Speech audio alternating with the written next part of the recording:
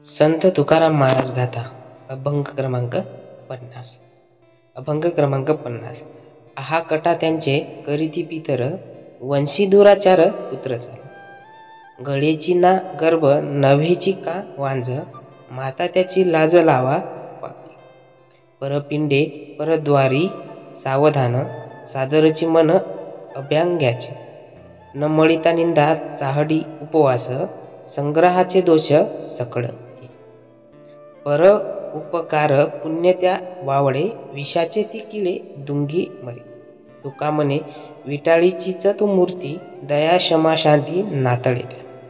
यामध्ये संत तुकाराम महाराज सांगतात की ज्या घरामध्ये दुर्वत्वेने पुत्र जन्माला येतो, त्यांचे पितर दुःखाने आक्रोश करत असतात।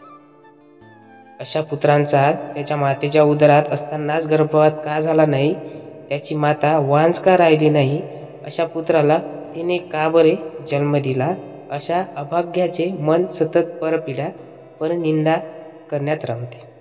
त्याला एखाद्या दिवशी निंदा चहाडी करण्यास मिळाले नाही तर उपवास गाडल्यामुळे प्रमाणे वाटते। परोपकार पुण्य त्यांचे वावळे असते, जसे विषारी किडे दुधात टाकल्यावर मरून जातात, तसंच हा आहे।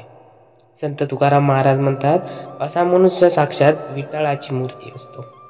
त्याच्या मनामध्ये दया क्षमा शांतीचा लवलेश नसतो। तर मित्रांनो, रामकृष्ण हरी। व्हिडिओ कसा वाटला प्लीज कमेंट्स बॉक्समध्ये नक्की सांगा। धन्यवाद।